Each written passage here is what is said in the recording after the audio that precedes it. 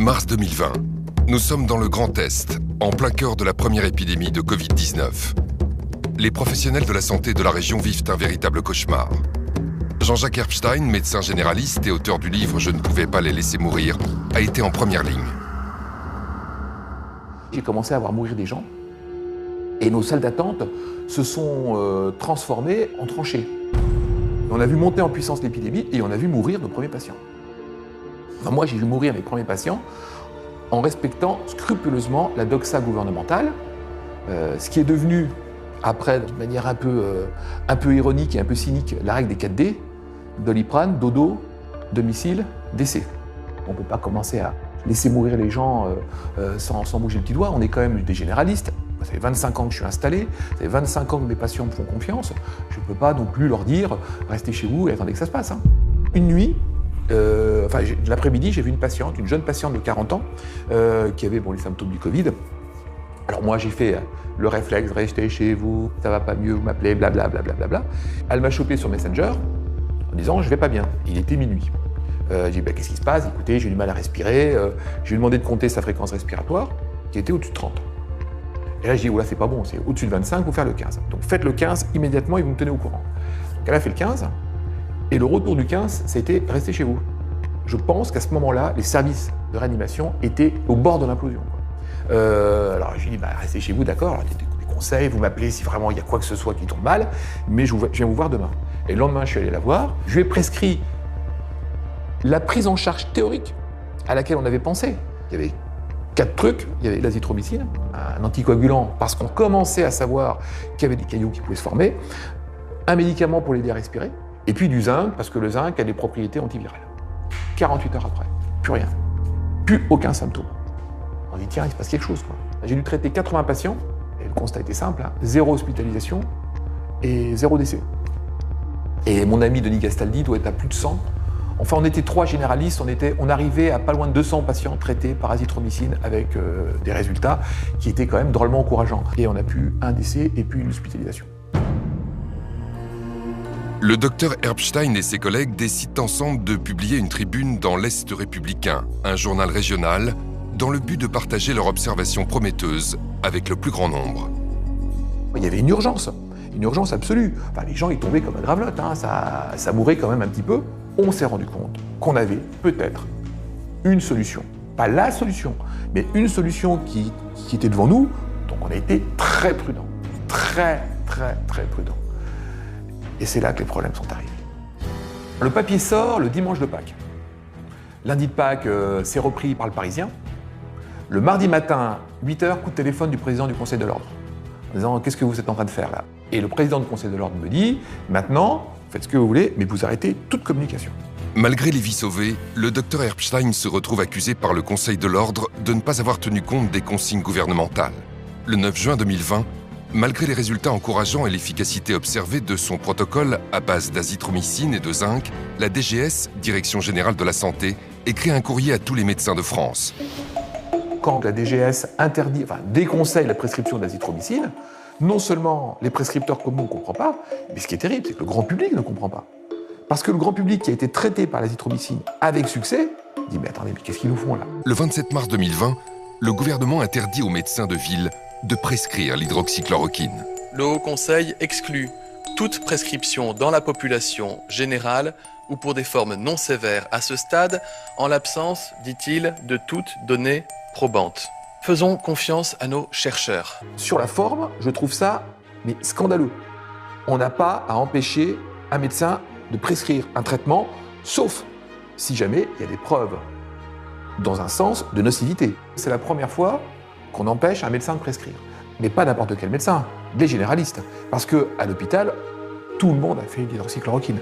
Il n'y a que nous, les généralistes, qu'on a complètement muselés. C'est un scandale très grave sur le plan de notre santé, de notre système de santé. D'abord, on a fait pire que ça. On a même conseillé aux malades de ne pas aller voir leur médecin. C'est-à-dire qu'on a des gens dont c'est le métier de prendre en charge les malades tous les jours. Ça fait pour certains 30 ans qu'ils sont médecins. Et tout d'un coup, on dit à leurs malades, surtout n'allez pas voir votre médecin. Et puis ensuite, on nous explique qu'on a fait 10 ans d'études, mais qu'on n'est pas capable de déterminer si un patient peut ou ne peut pas prendre de l'hydroxychloroquine. Ça fait 30 ans qu'on le fait. C'est tellement invraisemblable. Et c'est ce contre lequel j'ai le plus lutté, c'est ce décret, qui est une ineptie totale. 90% des médecins avec lesquels j'ai pu parler de ce sujet ont le même avis que moi. Parce que ce sont pour la plupart des médecins généralistes par ailleurs, donc ils se sentent réellement mais exclus du système. Je pense que cette histoire d'effets secondaires ou de dangerosité de l'hydroxychloroquine est la plus belle plaisanterie médicale scientifique qu'on ait inventée depuis janvier 2020, depuis le début de cette pandémie. J'utilise l'hydroxychloroquine depuis 15 ans, 20 ans et particulièrement depuis 10 ans dans les maladies infectieuses, d'autres maladies infectieuses. Je n'ai jamais eu d'accident, mais ce n'est pas une statistique, donc je suis allé rechercher réellement ce qu'on avait comme études. Et parmi les nombreuses études que j'ai pu retrouver, j'ai vu un travail de la HAS, la Haute Autorité de Santé, de 2009, c'est pas si vieux, qui avait réétudié et réévalué l'hydroxychloroquine en tant que médicament en vente libre. Ils ont étudié ça pendant 6 mois, 100 000 prescriptions, 65% de ces prescriptions étaient faites par des médecins généralistes, ce qui prouve bien que tout le monde en prescrivait très largement. Et la conclusion, c'est médicament toujours aussi efficace et toujours aussi peu dangereux. Et on a redonné non seulement l'AMM, mais aussi l'autorisation de vente sans ordonnance, donc vente libre, en 2009 à l'hydroxychloroquine. Vous imaginez bien qu'une telle étude faite par la Haute Autorité de Santé il n'y a pas si longtemps, donc avec des moyens modernes, s'il y avait eu le moindre danger de l'hydroxychloroquine, on l'aurait vu. Ce produit, en plus, il faut savoir, l'hydroxychloroquine donc, est prescrit dans des maladies comme le lupus, les polyarthrites pendant des années. Des années. C'est pas 10 jours. Là, contre le coronavirus, il s'agissait d'un traitement de 10 jours. Donc vraiment, on s'est moqué de nous. L'étude du Lancet, qui a fait scandale à un moment donné et qui a été retirée très rapidement, nous a beaucoup perturbés. En fait. Alors, pour moi, ce n'était pas une surprise parce que j'en ai déjà vu d'autres, des études dans d'autres domaines totalement bidonnées. On va dire que celle-là était pire que les autres parce qu'elle était tellement grossière que c'était facile à voir tout de suite. Et d'ailleurs, nous avons été très choqués qu'un ministre de la Santé, médecin, spécialiste, habitué à lire des études toute la journée quand il était à l'hôpital, prenne cette étude pour argent comptant immédiatement et prenne une décision politique et juridique avec un décret exclusivement sur cette étude, enfin déclenchée par cette étude qui était une étude totalement bidon.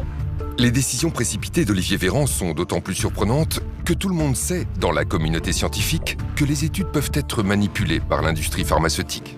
Autre scandale énorme, cette fois franco-français, qui éclabousse les études sur l'hydroxychloroquine. Dès la fin du mois de mars, la France a lancé une grande étude nommée Discovery pour identifier les médicaments qui marchent contre la Covid. On a le protocole Discovery, auquel on croit beaucoup et qui est très important, qui est un protocole européen, avec, vous le savez, plusieurs branches. Il y en a une sur la fameuse hydroxychloroquine et azithromycine. Il y en a aussi sur le remdesivir et plusieurs autres protocoles de traitement. On aura des résultats le 14 mai. Finalement, après des mois d'attente, des résultats partiels sont tombés en septembre, et ils sont saisissants. Dans Discovery, le groupe de malades ayant reçu de l'hydroxychloroquine a connu 31% de morts de moins que le groupe qui n'a pas reçu de médicaments. L'étude montre également une réduction de 17% de la sévérité des symptômes. C'est très encourageant pour ce médicament. Toutefois, il faut préciser que ces résultats ne sont pas significatifs sur le plan statistique, car le nombre de patients n'est pas assez élevé. Cela veut dire qu'il fallait intégrer plus de patients pour confirmer ce bon résultat. Mais ce n'est pas ce qu'ont décidé les responsables français de l'étude. Au contraire, à la mi-juin, ils ont décidé de l'arrêter, rendant statistiquement contestables des résultats pourtant favorables à l'hydroxychloroquine. Et il s'est passé exactement la même chose au CHU d'Angers, où l'hydroxychloroquine était testée contre placebo. L'étude e-Covid a été arrêtée brutalement alors que l'hydroxychloroquine était en train de montrer une diminution de la mortalité de 46%. Là encore, le résultat n'est pas significatif statistiquement, faute de patients en nombre suffisant. Mais avec un tel signal positif, une mortalité divisée par 2, il y avait toutes les raisons de continuer l'étude plutôt que de l'arrêter en cours de route. Je voudrais bien que des journalistes d'investigation interrogent les gens responsables de ces essais pour leur dire « mais comment se fait-il que vous les ayez arrêtés ? Quel est le rationnel scientifique de l'arrêt d'un traitement qui a été mis en cours, qui est officiel, que vous l'arrêtez prématurément alors que vous n'avez qu'une partie de ce que vous aviez prévu de faire et que les résultats préliminaires sont à faveur de l'hydroxychloroquine. Ça, c'est une question intéressante. Cette affaire est d'autant plus troublante que, par comparaison, un autre médicament a bénéficié d'un traitement très différent. Il s'agit du Remdesivir, un médicament à 2 000 € la dose, fabriqué par le laboratoire Gilead. En septembre 2020, le professeur Yazdan Pana, principal architecte de Discovery, est auditionné au Sénat. En ce qui concerne le Remdesivir, nous, pour l'instant, on n'a aucune preuve sur l'efficacité de ce traitement. Il y a eu 4 essais cliniques internationaux sur Remdesivir. Pour nous, il n'y a aucun qui nous montre vraiment que ce traitement est efficace. Donc on considère qu'il faut continuer à évaluer ces traitements. Malgré l'accumulation d'études défavorables, le professeur Yazdan Pana veut donc continuer l'essai Discovery sur le Remdesivir, alors qu'il a été décidé d'arrêter l'essai sur l'hydroxychloroquine au moment où elle semblait diminuer la mortalité de 31%. Alors pourquoi un tel 2 poids 2 mesures ? Ce médicament, le Remdesivir, serait-il une clé d'explication du scandale autour de l'hydroxychloroquine ? C'est la piste clairement évoquée par le professeur Raoult, auditionné au Sénat en juin 2020. Moi, je vous recommande de faire une véritable enquête sur Gilead et le Remdesivir. Voilà. Si vous regardez la structure de Gilead, vous comprendrez que c'est quelque chose qui ne fonctionne qu'avec très très peu de produits, très peu de personnel et une influence considérable. Ce qui s'est passé dans les semaines suivant cette audition va définitivement donner raison au professeur Raoult. En juillet, à la surprise générale, le Remdesivir obtient de l'Union européenne et de la France une autorisation temporaire de mise sur le marché. C'était plus qu'étonnant car il n'existait alors aucune preuve de son efficacité et il y avait des signaux très clairs de sa toxicité sur les reins et sur le foie. Il donne des insuffisances rénales potentiellement graves chez des gens qui sont, je vous rappelle que ceux qui sont vraiment malades sont souvent des gens fragiles, âgés, ils ont un rein déjà fatigué, et en plus la maladie, le virus, attaque le rein, puisque vous savez qu'en dehors des poumons, il attaque le cœur et le rein. Donc, on est face à un virus qui attaque le rein chez des gens qui ont déjà un rein fragile, et on leur donne un médicament qui donne des insuffisances rénales. Est-ce raisonnable ? Le Remdesivir, déjà, c'est un traitement en chair, lourd, hospitalier, bourré d'effets indésirables. C'est un médicament cher, injectable, réservé à l'hôpital. C'est un antiviral, donc il ne peut marcher que dans la première phase de la maladie. Quand vous êtes hospitalisé et que vous commencez à être en soins intensifs ou au moins sous oxygène et que vous commencez à avoir des insuffisances respiratoires, c'est fini, il ne marche plus. Il faut le donner beaucoup plus tôt, comme l'hydroxychloroquine. Sauf qu'on ne l'a pas en ville puisque c'est un médicament hospitalier. Donc c'est doublement absurde parce qu'on met en avant un médicament qui est à usage exclusivement hospitalier pour des malades qu'il faut traiter avant qu'ils arrivent à l'hôpital. En face, vous avez l'hydroxychloroquine. L'hydroxychloroquine, on la connaît depuis 30 ans. On connaît tous ses effets secondaires, on n'a aucune inconnue sur cette molécule, et elle coûte 4 €. Vous êtes ministre de la Santé, vous décidez d'essayer lequel ? Celui que vous ne connaissez pas, qui vaut entre 2 000 et 4 000 €, celui que vous connaissez parfaitement et qui vaut 4 €. Voilà ce que je pense du Remdesivir. Quand l'ANSM a accordé au Remdesivir l'autorisation donc de provisoire de mise sur le marché, une ATU, eh bien, 2 jours plus tard, le Haut Conseil de santé publique, lui, au terme de ces débats qui sont publics, et on a les transcriptions, disait que c'était inefficace, cher, et qu'aucune preuve de l'efficacité clinique n'avait été apportée. Donc comment est-ce que l'ANSM a pu accorder une autorisation avec le texte dit une présomption forte d'efficacité, là où les experts, 2 jours plus tard, diront que c'est notoirement inefficace. C'est particulièrement choquant parce qu'au même moment, l'Agence du médicament a refusé à nouveau d'autoriser l'hydroxychloroquine en France.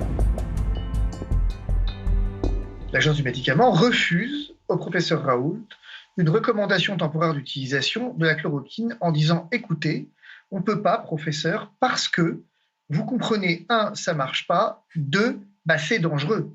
C'est même très dangereux, la chloroquine. » Sauf que cette même agence du médicament avait 2 mois auparavant, 3 mois auparavant, au mois de juillet, accordé une autorisation, cette fois-ci temporaire d'utilisation, au Remdesivir, qui, lui, était notoirement inefficace, et je vais y venir, et effectivement spécialement dangereux.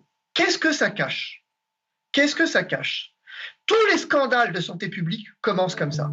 Ce refus d'autoriser l'hydroxychloroquine est d'autant plus choquant qu'à la fin du mois d'octobre, les preuves scientifiques sont désormais massivement favorables à ce traitement.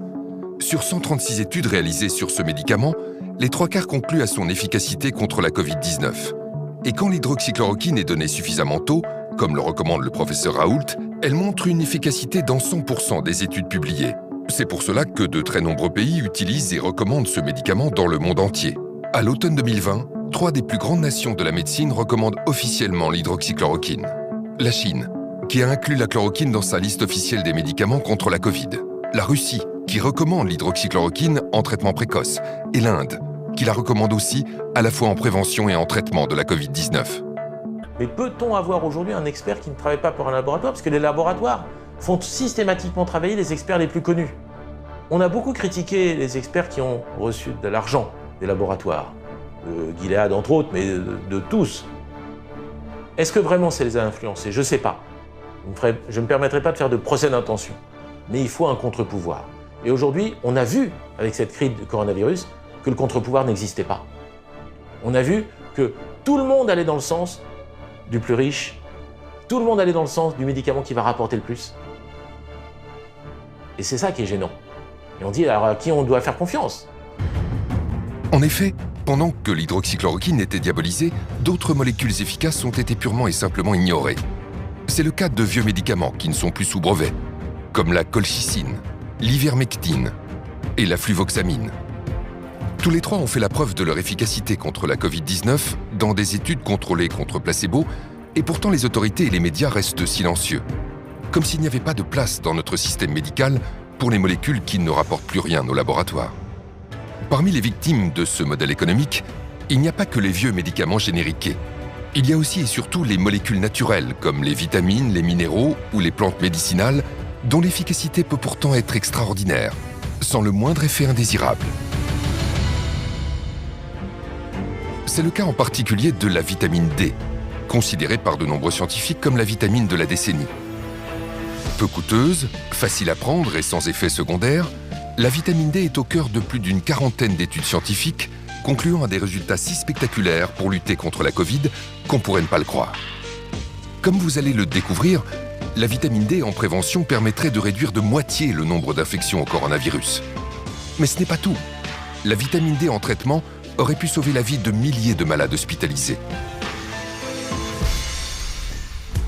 Professeur de médecine, de physiologie, de biophysique et de médecine nucléaire, le professeur Michael Holick est l'un des plus grands experts de la vitamine D dans le monde. Il est à l'origine de plusieurs études portant sur l'action de la vitamine D contre le coronavirus. Le professeur Holick nous a reçus pour partager avec nous les résultats saisissants de ses recherches et les découvertes récentes autour de la vitamine D. Nos connaissances à propos de la vitamine D ont été bouleversées ces 10 dernières années. Si son rôle est crucial pour la santé des os et le métabolisme du calcium, il l'est aussi pour de nombreuses autres fonctions biologiques, notamment la réduction des risques de maladies telles que les cancers communs, les maladies auto-immunes graves comme la sclérose en plaques, l'arthrite rhumatoïde, le diabète de type 1, mais aussi les maladies infectieuses, y compris, selon nous, la pandémie de Covid-19, mais aussi les risques de maladies cardiovasculaires, de maladies d'Alzheimer, de dépression, et la liste est encore longue. De nombreuses études ont décrit comment la vitamine D agit sur le système immunitaire. Nous avons pu observer qu'une simple prise de vitamine D permet d'agir sur 291 gènes régulant la fonction immunitaire, la mortalité cellulaire et toute une série de processus biologiques. Une de nos études a donné des résultats incroyables. Donner à une personne 600 unités de vitamine D par jour permettait de réguler 150 à 200 gènes du système immunitaire. Mais avec 4000 unités par jour, ce chiffre passait à environ 300 à 400 gènes et à plus de 1000 avec 10 000 unités par jour. C'est ce rôle majeur pour la santé et le bien-être général qui explique l'intérêt qu'elle suscite dans le monde entier. Au début de l'année 2020, lorsque l'épidémie s'abat sur le monde, le professeur Holick est convaincu que la vitamine D pourrait avoir un impact contre le coronavirus. Lorsque tout a commencé en février dernier, j'étais en Argentine pour une partie de pêche et j'ai attrapé le dernier vol pour rentrer. J'ai aussitôt écrit à mon hôpital et à d'autres personnes concernées en expliquant que cette pandémie pouvait certainement être combattue en augmentant les apports en vitamine D dans la population. De nombreuses études, dont les données de l'enquête nationale de santé américaine, ont montré qu'une amélioration du taux de vitamine D réduit les risques d'infection des voies respiratoires supérieures, dont la grippe et plusieurs virus du rhume, comme les adénovirus et les coronavirus. Nous connaissons le rôle très important de la vitamine D pour le bon fonctionnement du système immunitaire et la régulation de l'activité des cytokines. Or, l'une des principales complications de la Covid-19 est justement ce qu'on appelle l'orage cytokinique, à l'origine de nombreuses complications et de décès liés à cette infection. Il n'est donc pas surprenant qu'une amélioration du taux en vitamine D puisse contribuer à combattre cette maladie virale. Le professeur Hollick n'est pas le seul à comprendre immédiatement l'intérêt exceptionnel de la vitamine D pour lutter contre la Covid. La vitamine D est absolument essentielle. Ça réduit, ça a été prouvé, les infections hivernales. Vous aurez des grippes moins fréquentes, moins fortes. Vous aurez moins de rhume. Vous aurez même moins de cancers. Il y a une très belle étude canadienne qui montrait que c'était 2 fois moins de cancer du sein chez les femmes qui avaient un taux de vitamine D suffisant par rapport à celles qui ont une carence en vitamine D. Là aussi, pourquoi n'a-t-on pas dit aux Français « Allez chez votre médecin, faites doser votre vitamine D ». C'est un complément alimentaire de base. S'il n'y en avait qu'un, ça serait celui-là peut-être. C'est une vitamine qui est fabriquée, qui est métabolisée par le soleil. Donc le soleil est important. Et pour que cette vitamine puisse avoir des effets positifs sur votre corps, il faudrait rester tous les jours, un quart d'heure à moitié à poil en plein soleil. Quand on n'a pas assez de vitamine D, le système immunitaire va réagir à l'excès. Et on sait que cet excès va causer des dégâts bien plus importants dans le cas du Covid-19 que ce qu'aurait infligé le virus. Et un poumon qui est trop attaqué et qui est l'objet d'un champ de bataille trop important va ne plus être fonctionnel et c'est comme ça que le patient va mourir asphyxié. Et même, supposons que ça ne marche pas contre le coronavirus, on aura amélioré la santé des Français, on aura amélioré leurs os, on aura amélioré leur immunité, on aura réduit leur risque de cancer. Donc pourquoi ne pas l'avoir proposé au lieu de dire aux gens « rentrez chez vous, fermez les fenêtres, fermez les volets et priez pour que vous ne soyez pas malade ». En France, le 22 mai 2020, l'Académie de médecine a publié un communiqué dans lequel les académiciens affirment que la vitamine D devrait être donnée aux malades de la Covid pour atténuer la tempête inflammatoire et ses conséquences. Une information de la plus haute importance qu'aucun média ni aucune autorité sanitaire ne va pourtant relayer. Le professeur Hollick décide alors de mener plusieurs études grandeur nature pour évaluer concrètement l'action de la vitamine D sur le coronavirus à différentes étapes de la maladie. Nous avons mené une étude aux États-Unis sur 191 000 patients atteints de Covid-19 et nous avons montré qu'une carence en vitamine D augmente de 54% le risque de contracter cette maladie. Et ce, quelle que soit votre origine ethnique, votre âge ou la région où vous vivez aux États-Unis. Les résultats obtenus par le professeur Hollick sont exceptionnels. Ils sont publiés le 17 septembre 2020 dans le journal médical PLOS ONE. Mais ce n'est pas tout.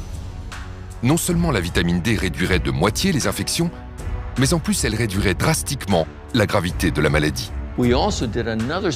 Parallèlement, nous avons mené une autre étude pour déterminer si les patients hospitalisés pour des infections sévères présentaient ou non des risques accrus de complications et de décès en cas de carence en vitamine D. Et nous avons découvert qu'au-delà de 40 ans, les personnes ayant une carence en vitamine D présentaient un risque létal à 50% supérieur et qu'elles développaient beaucoup plus de complications liées à la maladie. Le professeur Hollick parle bien d'une baisse de moitié du nombre de morts avec de bons taux de vitamine D, ce qui est un résultat exceptionnel. Cela peut paraître difficile à croire, mais ces chiffres ont été confirmés par plus de 40 études internationales. Si l'on met en regard les personnes ayant pris ou non une supplémentation en vitamine D et ayant été contaminées, et que l'on analyse l'impact de la vitamine D sur la réduction des risques de complications ou de décès et les données scientifiques publiées, eh bien, il en ressort que cette vitamine pourrait diminuer de 40 à 50% les formes sévères de l'infection et le risque létal.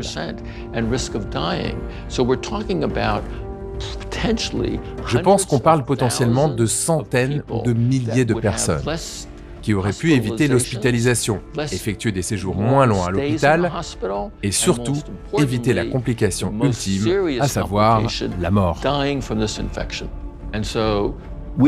Nous en concluons donc que c'est un bouclier puissant contre le risque de contracter cette maladie infectieuse grave. Une étude randomisée espagnole confirme la conclusion du professeur Hollick. Des chercheurs ont séparé en deux groupes 76 patients. Les 2 tiers ont reçu des doses importantes d'un analogue de la vitamine D3. Un tiers a reçu un simple placebo. Dans le groupe placebo, la moitié des patients est partie en réanimation. 2% seulement dans le groupe vitamine D. Mieux, tandis que 8% du groupe placebo sont décédés, on ne déplore aucun mort chez les patients du groupe vitamine D. À ce jour, on estime que 40% de la population mondiale est carencée en vitamine D. 80% en France.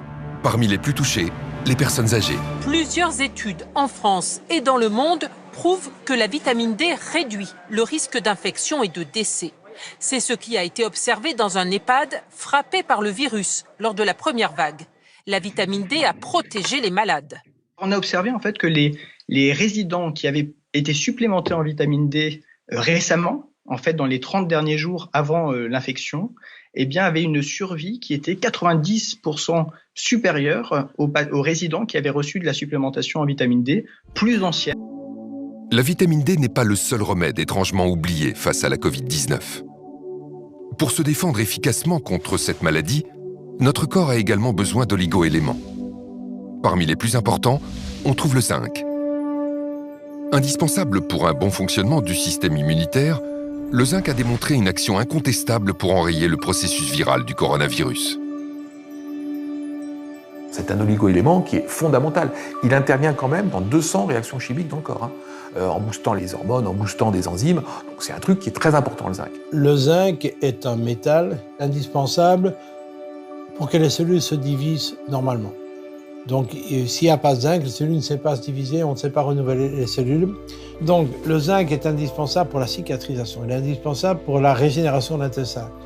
Il est indispensable pour la réponse immunitaire. Le zinc a été considéré comme le nutriment le plus essentiel au système immunitaire et sa carence dans le monde est responsable de plusieurs centaines de milliers de morts. Le zinc, en plus, on a des études qui montrent que ça marche sur le coronavirus. Si vous donnez une certaine quantité de zinc en aigu, vous avez une meilleure défense contre le virus. Mais évidemment, vous n'allez pas attendre d'être infecté pour prendre du zinc. Mais vous avez des dizaines d'études sur l'intérêt du zinc comme stimulant immunitaire pour réduire le risque d'infection virale. Alors non seulement ça réduit le risque d'infection, mais ça réduit surtout la gravité des infections. Pourquoi on n'a pas dit aux Français, prenez du zinc, allez voir votre médecin et voyez avec lui si vous avez besoin de zinc. On peut même doser le zinc dans le sang. C'est dommage qu'on n'ait pas fait ça. Mais ça rapporte rien à personne. Le pharmacien Claude Lagarde a été l'un des premiers en France à en être convaincu. En mars 2020, alors que la France vit la première semaine de son premier confinement, le docteur Claude Lagarde adresse une publication réalisée par son laboratoire à un réseau de plusieurs milliers de médecins pour les sensibiliser sur la pertinence de cet oligo-élément dans le traitement de la Covid-19. Nous avons été les premiers à parler du zinc. Après, tout le monde en a parlé, et tout le monde en parle. Mais moi, je n'ai pas inventé le zinc. Il était connu, le zinc. Depuis 50 ans, on sait qu'il est actif sur les maladies virales. Des vieux médecins nous ont appelés en disant « mais de toute façon, tout le monde le sait.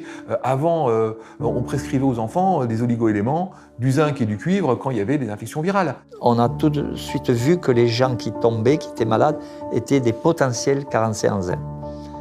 Car ce zinc agit à plusieurs niveaux. Dans cette infection, et dans les infections virales en général, il est capable de bloquer la réplication virale. Ça, c'est très important. C'est publié depuis 50 ans. Aucun n'en a parlé officiellement. Ensuite, il agit dans l'immunité. Il a un intérêt majeur aussi, c'est qu'il va probablement jouer un rôle dans la pénétration du virus dans la cellule. Il peut bloquer à ce niveau déjà la pénétration du virus. Dès que le virus est rentré dans l'organisme, il va créer des petites blessures dans le poumon, il rentre par les voies respiratoires dans le poumon, et il va créer des petites fissures, des blessures.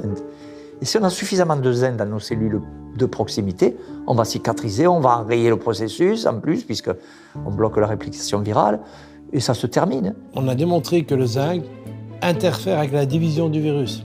Donc pour moi, le zinc devrait faire partie majeure de la stratégie de prévention et de traitement du Covid. Dans plusieurs schémas thérapeutiques qui intégraient l'azithromycine et l'hydroxychloroquine, on a remis le zinc qui est en fait l'élément clé. Constat pour le docteur Cardillo à Los Angeles, qui est intervenu sur la chaîne américaine ABC pour confirmer que le traitement à base d'hydroxychloroquine ne fonctionne de façon optimale qu'avec du zinc. L'analyse du traitement à l'hydroxychloroquine, c'est qu'il ne fonctionne que lorsqu'on l'associe au zinc. L'hydroxychloroquine ouvre la voie au zinc, qui pénètre dans la cellule, puis bloque la réplication du virus. Vous prescrivez donc le zinc et il est efficace pour les malades de la Covid-19 ? Chaque patient à qui je l'ai prescrit était à la base très malade et au bout de 8 à 12 heures, il n'avait plus aucun symptôme. Récemment, une étude, et ça a été rapporté en congrès, a montré que les patients qui avaient un taux de zinc bas, qui avaient été hospitalisés, avaient 2,5 fois plus de risque de mourir que ceux qui avaient un taux de zinc normal. Mais on n'en parle pas, ça, vous avez entendu parler du zinc? Non. C'est aussi par des études épidémiologiques que dans les EHPAD, dans les maisons de retraite, les gens âgés sont carencés en zinc à 50%. 1 sur 2 est carencé en zinc. Parce qu'ils mangent peut-être un peu moins bien, qu'ils assimilent moins bien au niveau intestinal. C'est beaucoup. Donc à eux, on pourrait en donner systématiquement. Et on aurait moins de besoins médicaux et médicamenteux pour les traiter, toutes ces personnes âgées qui sont suivies par des médecins régulièrement. C'est très facile de donner du zinc, même presque gratuitement dans les maisons de retraite. On n'en parle pas, je ne sais pas pourquoi. On préfère vendre des médicaments chimiques très chers. Parce que peut-être les scientifiques d'aujourd'hui sont des jeunes générations et n'ont pas connu, il y a 30 ans, les publications sur le zinc. Tout est publié, tout existe. C'est incroyable. Incroyable que les comités scientifiques ne connaissent pas le zinc. Les grands spécialistes hospitaliers, et donc en particulier les experts qui ont géré cette crise, n'ont absolument pas cette culture. La seule prévention qu'ils connaissent des maladies infectieuses, ce sont les vaccins. Parce que pour eux, c'est la seule piste qui ait prouvé une efficacité. Mais c'est faux. On a des études sur le reste. Mais elles ne sont pas assez puissantes ou elles ne concernent pas un médicament bien précis. Donc, ils ne veulent pas le prescrire. Une autre molécule naturelle a obtenu des effets impressionnants pour soigner les patients gravement atteints par le coronavirus. La vitamine C. Les injections de vitamine C ont démontré, études scientifiques à l'appui, une réelle efficacité contre les infections respiratoires et sur les patients victimes de septicémie. Vous allez comprendre pourquoi de plus en plus de médecins sont convaincus que les patients hospitalisés pour le coronavirus devraient recevoir immédiatement des injections de vitamine C. Mon grand-père pharmacien ne connaissait que 2 médicaments, la vitamine C et l'aspirine, pour se soigner de toute pathologie virale. La vitamine C se devrait d'être remise à l'honneur. La vitamine C, c'est un élément qu'on connaît depuis peut-être un siècle comme stimulant immunitaire. 1 gramme, 2 grammes de vitamine C, déjà, on sait que ça a une action sur notre immunité. Et la vitamine C, elle a un avantage. Vous ne pouvez jamais faire d'excès. Vous ne pouvez jamais avoir un effet secondaire parce que vous avez pris trop de vitamine C. Parce que c'est une vitamine qu'on appelle hydrosoluble. Donc si vous en prenez trop, elle va repasser dans les urines, c'est pas grave, vous risquez rien. Mais pendant qu'elle passe dans le corps, elle agit. Et donc les fortes doses de vitamine C pourraient être efficaces. Chez un patient qui est complètement diminué en antioxydants, la vitamine C va très rapidement éteindre les incendies. C'est un antioxydant puissant. Elle protège tout ce qui est la phase aqueuse du corps, donc l'intérieur des cellules. Donc cette vitamine C est une barrière et un protecteur majeur des cellules contre les attaques des oxydants. Et également, les globules blancs en ont besoin pour ne pas exploser quand ils arrivent sur le champ de bataille. Dans certaines maladies, la vitamine C nécessite d'être apportée à forte dose. Il n'est pas très facile de prendre par la bouche de fortes doses. Et on a depuis longtemps déjà imaginé la possibilité d'injecter la vitamine C, ce qui va booster l'organisme. Face au coronavirus, les injections à haute dose de vitamine C auraient peut-être pu sauver la vie de nombreuses personnes gravement atteintes. Ce traitement bon marché et sans aucun danger n'a pour autant trouvé aucun écho dans les médias. Le docteur Pierre Kory est spécialiste de la médecine de soins intensifs aux États-Unis. Il appartient à un groupe constitué de 5 experts, tous rassemblés autour du professeur Marik, l'un des pionniers de l'utilisation de la vitamine C en injection.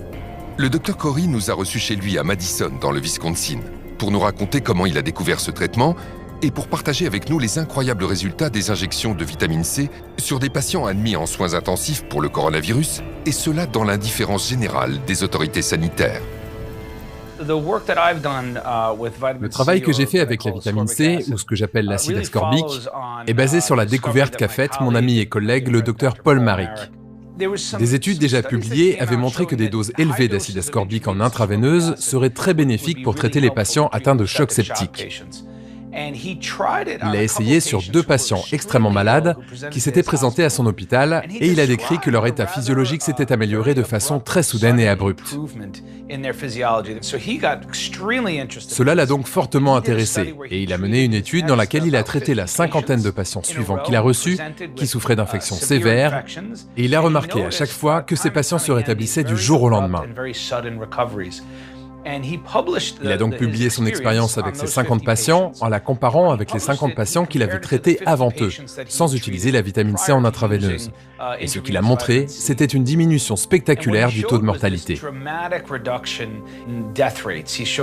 Une grande quantité de patients survivaient avec beaucoup moins de défaillance des organes.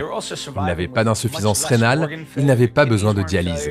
Je n'avais jamais entendu parler d'un médicament capable d'améliorer le taux de survie des patients de façon aussi significative.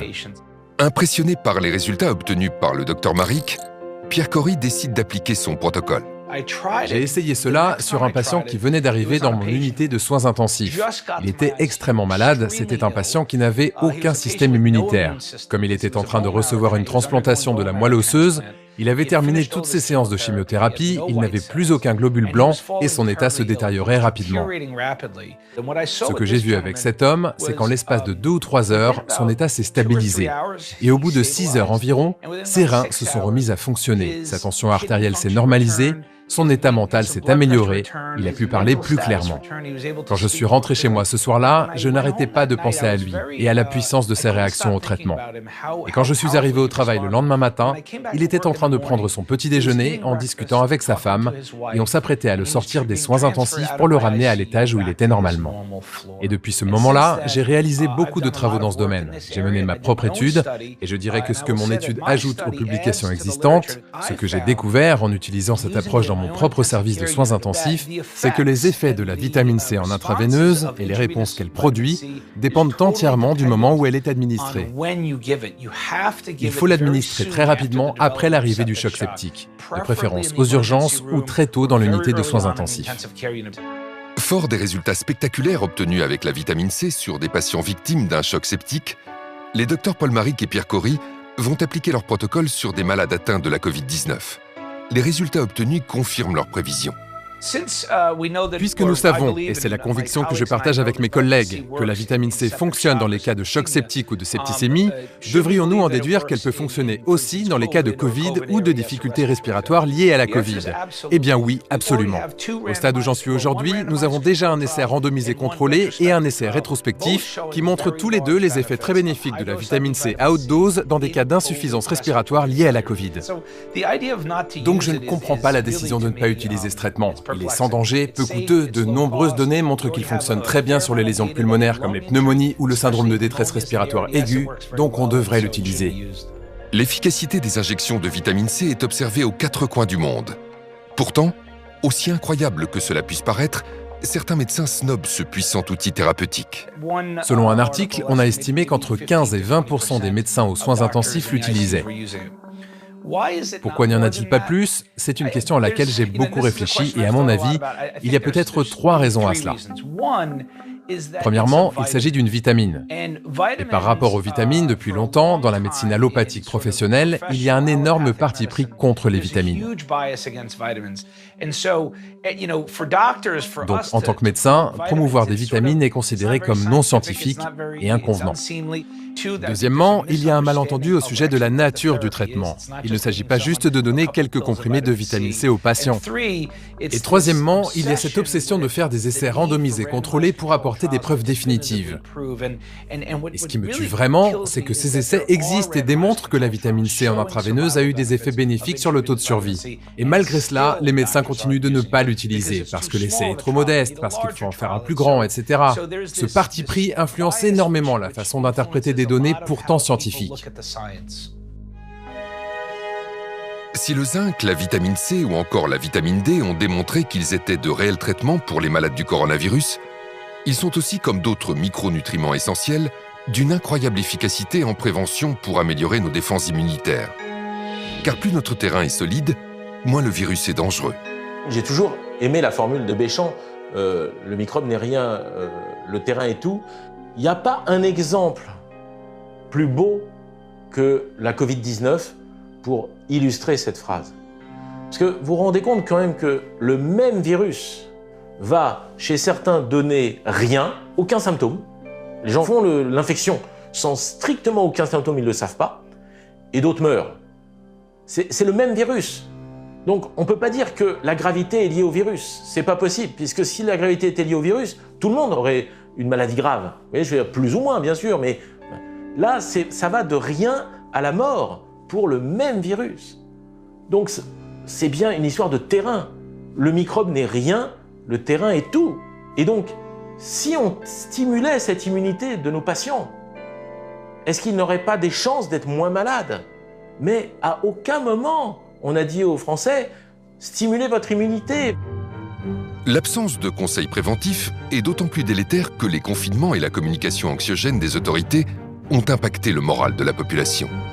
Ce qui me rend le plus en colère aujourd'hui dans cette histoire de pandémie, c'est la peur que l'on a introduite chez la plupart de nos concitoyens. Plus que jamais, la pandémie de Covid-19 est active et meurtrière. On a joué avec cette peur, on l'a entretenue et elle est dramatique à beaucoup de niveaux. On le sait tous, le stress fait chuter le système immunitaire. Ceux qui font de l'herpès le savent.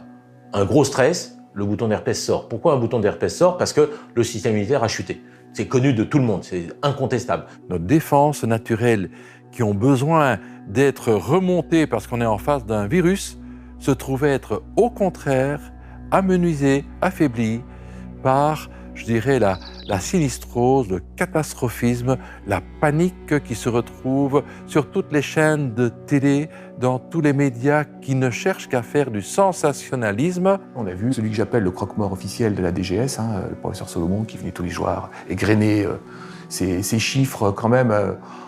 C'était redoutable la manière dont il balançait ça. Quand on nous donne le nombre de morts, pourquoi ne pas dire ces gens qui meurent, ils étaient hospitalisés depuis 1 mois et demi. Ces gens qui meurent, ils ont tel âge, ils ont telle comorbidité, ils sont très obèses, ou ils ont... En entretenant la peur dans la population, je pense qu'on a au contraire aggravé les risques sanitaires plutôt que le contraire.